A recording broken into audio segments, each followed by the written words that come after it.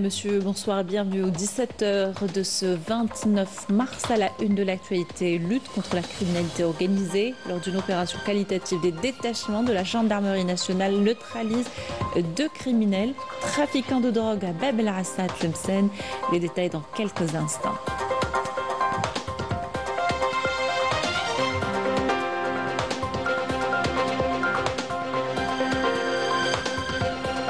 En France, l'extrême droite prend en otage le gouvernement. Des ministres multiplient les décisions racistes et les déclarations islamophobes. Un acharnement qui crée un climat délétère pour les musulmans de France. Nous en parlerons dans ce journal.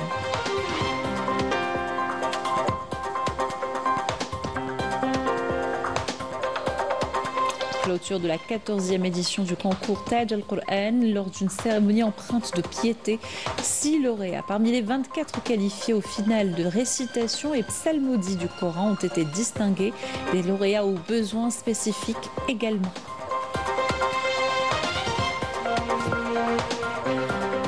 Bienvenue à tous, heureuse de vous retrouver. Je vous le disais en titre, dans le cadre de la lutte contre la criminalité organisée, grâce à l'exploitation efficiente de renseignements, un détachement de la gendarmerie nationale a encerclé le 27 mars lors d'une opération de qualité menée dans le village de Slem, commune frontalière de Bab el-Assa, wilaya de Tlemcen, en deuxième région militaire, ont encerclé un domicile où se trouvait un baron de la drogue. Et il s'agit du dénommé Malou Imam, recherché par la justice et faisant l'objet de plusieurs mandats d'arrêt émis contre lui dans diverses affaires. Ce dernier, qui était présent avec son frère dans son domicile, a ouvert le feu sur le personnel du détachement, causant la blessure d'un officier qui a été transféré immédiatement à l'hôpital de Marnia pour recevoir les premiers soins avant d'être évacué à l'hôpital militaire universitaire d'Oran en deuxième région militaire. À l'issue, ce baron a tenté de s'enfuir à bord d'un véhicule de type Renault 25 avec deux criminels, ce qui a conduit à l'intervention du personnel du détachement de la gendarmerie nationale en tirant sur le véhicule et en éliminant les deux criminels qui se trouvaient à bord et qui tentaient d'exfiltrer le baron. Il s'agit des dénommés Ghattas Mohamed et Nemraoui Mohamed, tandis que le baron s'est enfui. Après que le personnel de la gendarmerie nationale a pris d'assaut la maison, le frère du baron, le dénommé Malou Ilyes, qui était légèrement blessé, fut arrêté. Cette opération a permis la récupération d'un pistolet automatique de type Star, un véhicule utilitaire, 14 téléphones portables, une machine à compter les billets ainsi que d'autres objets. Cette opération de qualité réitère encore une fois le professionnalisme, la vigilance et la disponibilité permanente de nos forces armées déployées le long de nos frontières dans leur lutte contre toutes les formes de la criminalité organisée, notamment en ce mois sacré du Ramadan. Suite au violent séisme qui a frappé le Myanmar, faisant un grand nombre de victimes et d'importants dégâts matériels, l'Algérie exprime sa pleine solidarité et sympathie avec la République de l'Union du Myanmar et exprime ses sincères condoléances et compassions aux familles des victimes, tout en souhaitant prompt rétablissement aux blessés. Cette catastrophe nous rappelle la nécessité de nous attacher aux valeurs de solidarité et de cohésion humaine, ainsi que l'importance de soutenir le peuple ami du Myanmar pour surmonter ces épreuves difficiles en apportant toute forme de soutien humanitaire et en participant aux efforts de secours pour atténuer la souffrance des sinistrés. Et pas moins de 150 personnes ont perdu la vie et 700 autres ont été blessées suite au séisme de magnitude 7,7 survenu hier au centre du Myanmar. Le tremblement de terre a touché également des parties de la Thaïlande et le bilan est amené à augmenter puisque les opérations de recherche et de secours sont toujours en cours.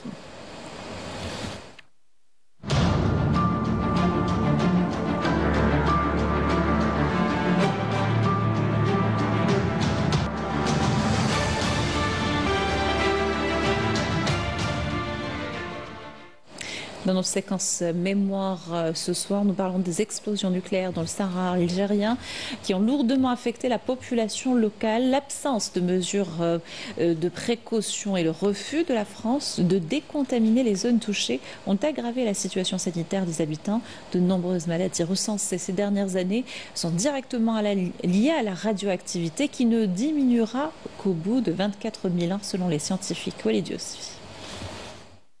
60 ans après les explosions nucléaires de l'armée coloniale française en Algérie, Les cicatrices laissées par ces explosions restent bien visibles, aussi bien sur l'environnement que sur la santé des populations. De Regan à Heinecker, les résidus radioactifs émis cette époque continuent d'affecter la région. Dans certaines zones, les niveaux de radiation restent aujourd'hui encore anormalement élevés. J'ai passé 10 ans de ma vie à Taman Rasset. Pendant cette période, j'avais constaté qu'il y avait beaucoup de cancers dans la région, et particulièrement le cancer de la thyroïde, le cancer du sein. Il y avait des cancers cutanés.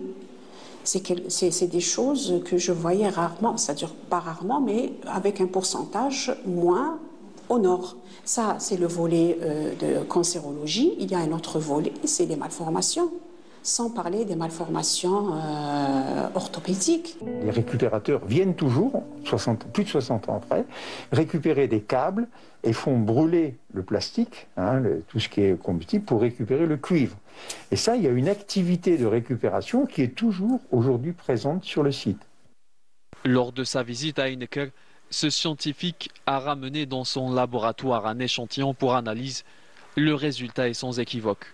Vous voyez sur ce pic une énorme contamination en césium-137. Il y a aussi une contamination en plutonium. Donc c'est vraiment un déchet radioactif à vie longue qui n'a absolument rien à faire dans l'environnement accessible à tout le monde. Il faut que l'État français prenne ses responsabilités à deux mains et soit poursuivi pour les exactions commises en Algérie. Ces explosions nucléaires sont un véritable crime contre l'humanité. Je suis né l'année de l'explosion atomique de Hamoudia avec un handicap. Jusqu'à mes 7 ou 8 ans, je ne pouvais me déplacer qu'à 4 pattes. J'ai dû faire de la rééducation pour pouvoir marcher. J'ai 18 ans. Comme vous pouvez le voir, je suis atteint d'handicap à cause des retombées radioactives. Ma jambe me fait mal jour et nuit.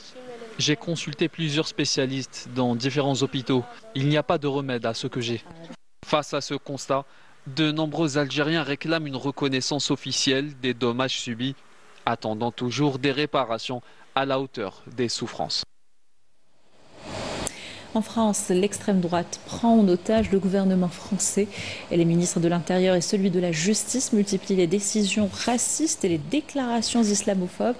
Cet acharnement crée un climat délétère pour les musulmans de France et attise la haine au sein de la société. Yasmine Massoudi. La France traverse aujourd'hui une période où l'extrême droite gagne en influence, imposant progressivement son idéologie. Entre discours racistes et pratiques rappelant l'héritage colonial, le paysage politique français évolue dangereusement. Dans une enquête récente, le journal Mediapart met en lumière cette dérive. Il révèle que les ministres de l'Intérieur et de la Justice se livrent à une véritable surenchère, s'appropriant les décisions gouvernementales et faisant basculer la politique française vers des positions de plus en plus marquées par le racisme. Cette dynamique, selon le journal, serait motivée par des ambitions personnelles, voire présidentielles.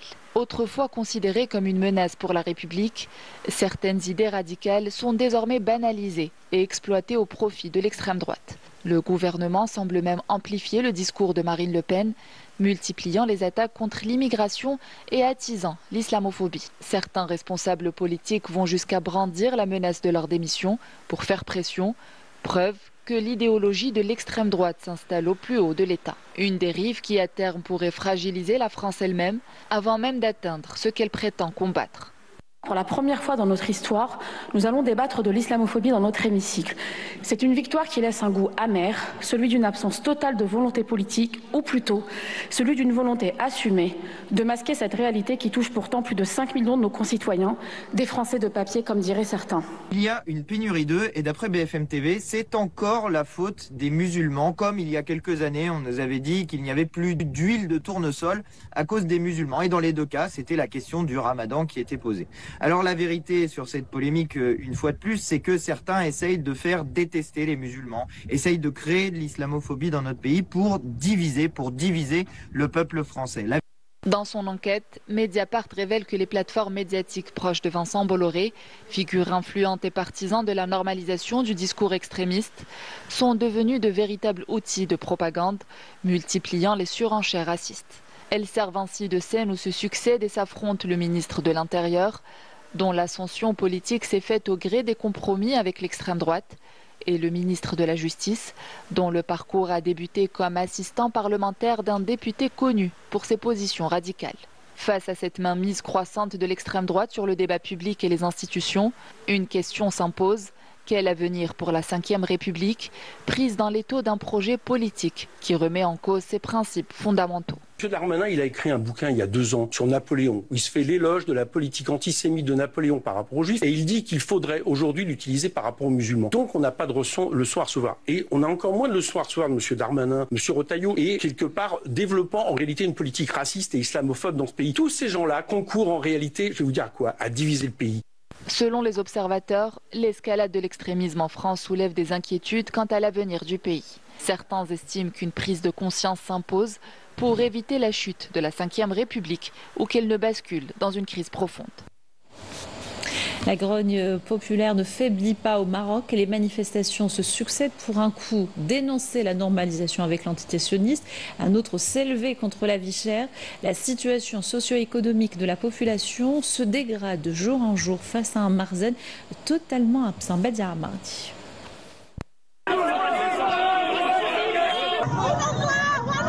La situation au Maroc continue de faire couler beaucoup d'encre et la rue ne cesse de gronder. Il faut dire que la précarité et les conditions de vie difficiles dans lesquelles est plongé le peuple marocain le poussent à battre le pavé et crier son ras-le-bol en revendiquant ses droits légitimes, notamment son droit à une vie décente.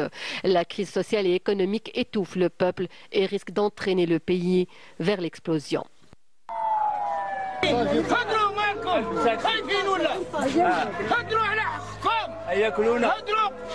Parlez de vos droits, j'ai 7 enfants, comment les nourrir, tout est cher.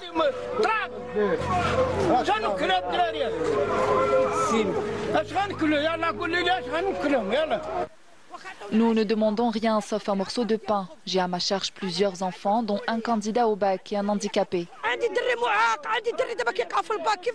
Lorsque les maisons sont démolies au nom de la justice et la parole muselée, le citoyen marocain se retrouve plongé dans la pauvreté. Le Maroc risque l'explosion sociale et les citoyens expriment leur colère face à un régime monarchique qui a perdu sa crédibilité. Ils détruisent les maisons, ils mettent les gens dehors sans aucun dédommagement.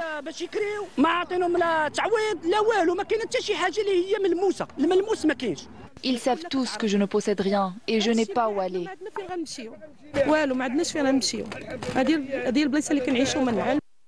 En plus de ne pas tenir ses promesses, le Marzen poursuit sa politique de répression contre son peuple qui ne compte pas baisser les bras.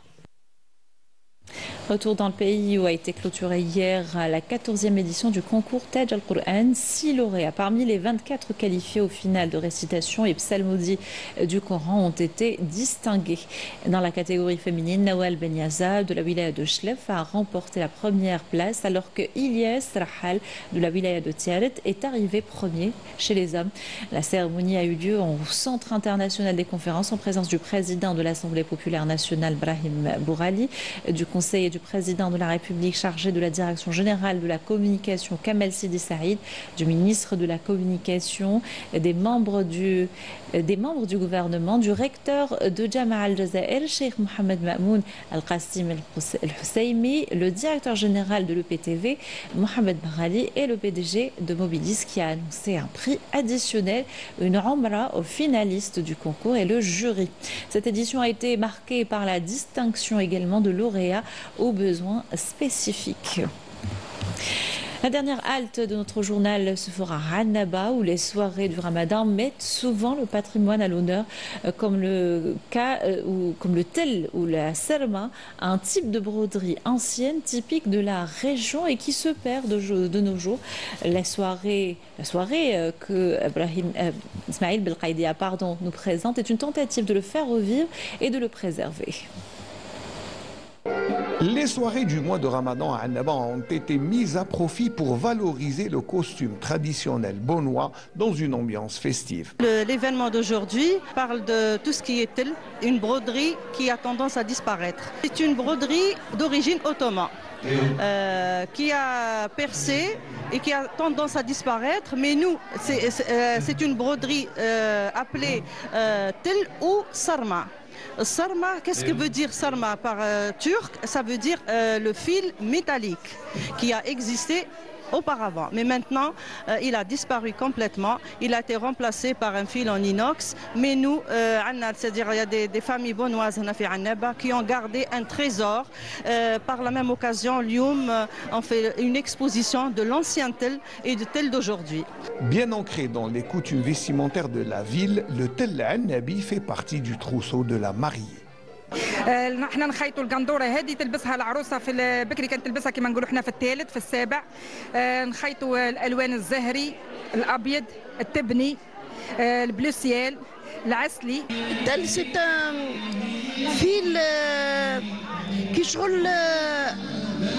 شغل اينوكس كان الاصفر وكان الابيض بكري التل يخيطوه في القرقاف هذاك يربطوا فيه يخيطوا فيه التسارح تاع العرايس يخيطوا فيه القنادر ويخيطوا فيه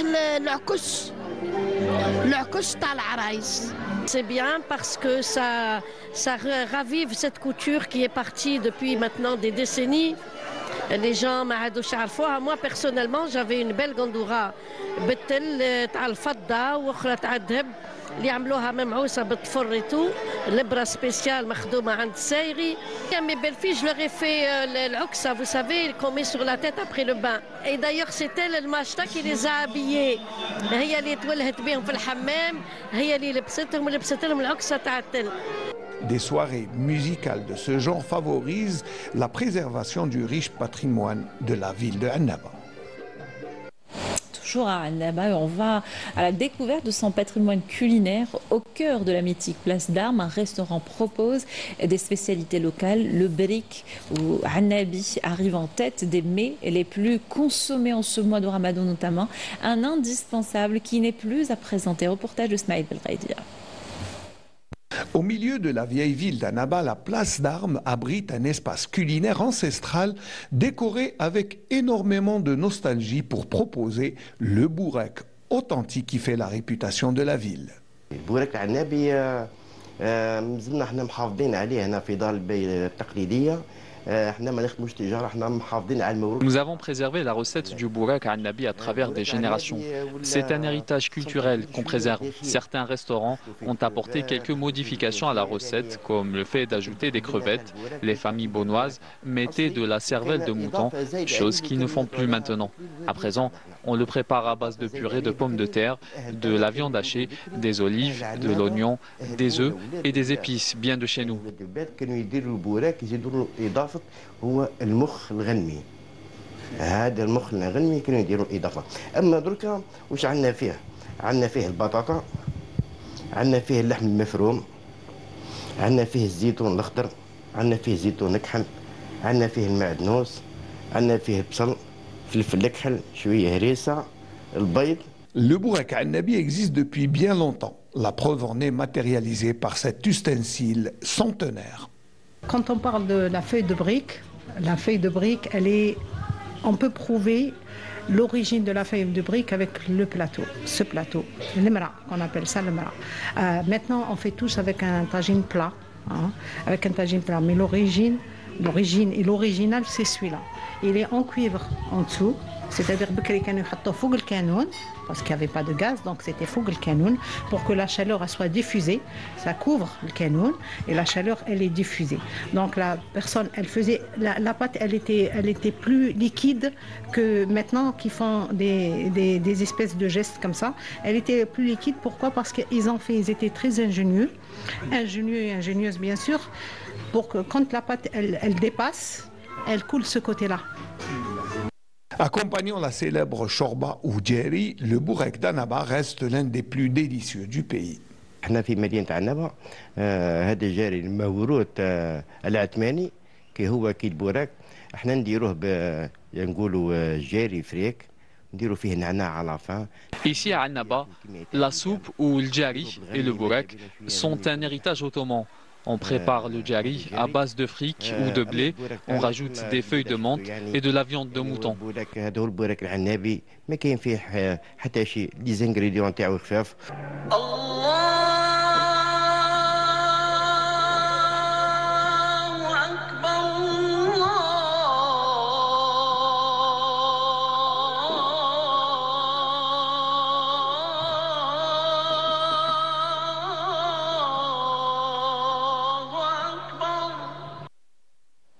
Voilà qui clôt notre journal. Pour rappel, ce soir, c'est la nuit du doute consacrée à l'observation du croissant lunaire du mois de Shawwal. À suivre donc dans la soirée la traditionnelle réunion de la commission pour déterminer le jour de Eid al-Fitr.